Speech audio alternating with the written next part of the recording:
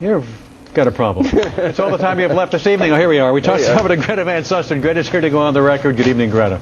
Good evening, Alan. Tonight, a new search in Aruba. Almost 2 years later, is there finally a break in the search for Natalie Holloway? Joining us from Aruba is Jussi Mansour, managing editor of Diario. Jussi, there was a search on Friday. Has there been any search since then?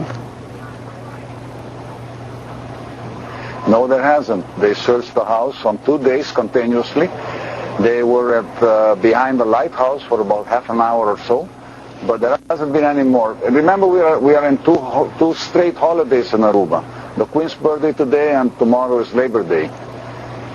In terms of the search behind the lighthouse, do you have any idea what was the manner of search, if they used equipment, and what exactly they were looking for? They were there with two vans in which they have the dogs. They were walking around. We think it was an orientation, a familiarization with the area involved, not a real search per se.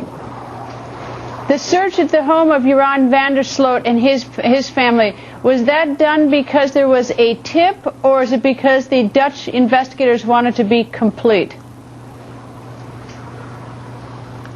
No, it was done for two reasons. It was done because there was a tip, and it was done because after they reviewed those gear that they took with them a while back to Holland, they came to certain conclusions and made suggestions that warranted their presence here.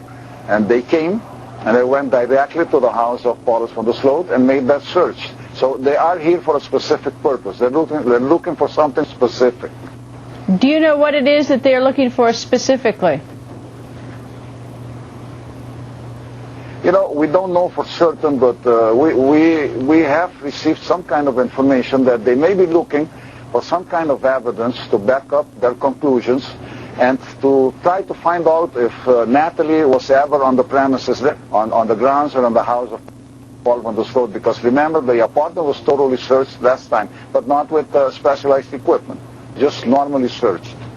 Do you know if the Kelpo car, Deepak Kelpo's car, was completely searched? I know that there was at least a search, but are they satisfied that it was searched for blood, the presence of blood or any other fluid that might suggest a problem in that car? I know they impounded the car. They had it for quite a while. They studied it. They examined it inside out. I don't know if they did it with some kind of forensic knowledge or forensic specialized, but that car was searched. Whatever the result is, we don't know up to today. Are Deepak Kelpo and Satish Kelpo still in Aruba, or have they returned home to the country they were born in?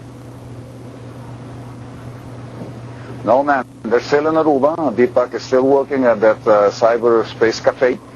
And I believe that Satish is still at school. At least last time I spoke to anyone that knows anything about them, they were still at the cybercafe.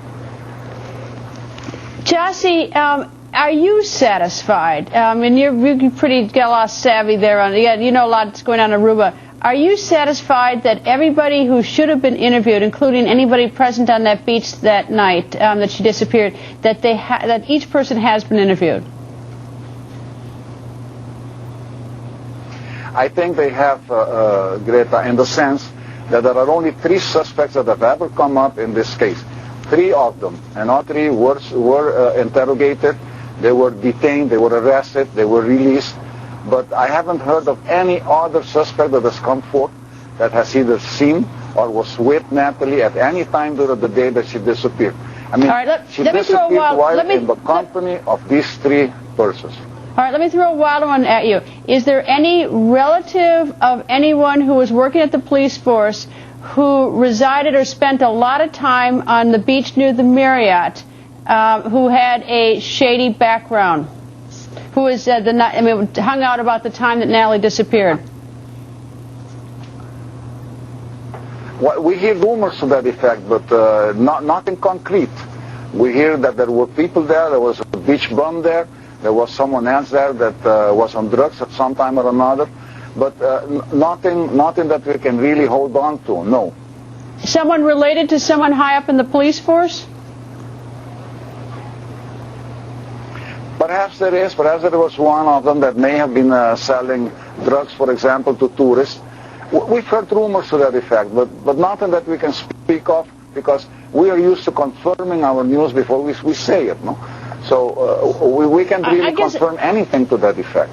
I guess what I'm saying, Jesse, is I find it hard to focus only in on the three suspects, and everyone sort of seems to dismiss any other possibility.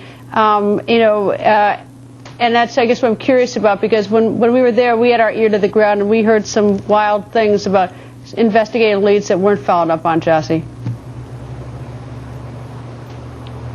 Well, I'm not saying that they have discarded everyone else. They've spoken to quite a few people, friends of the suspects involved.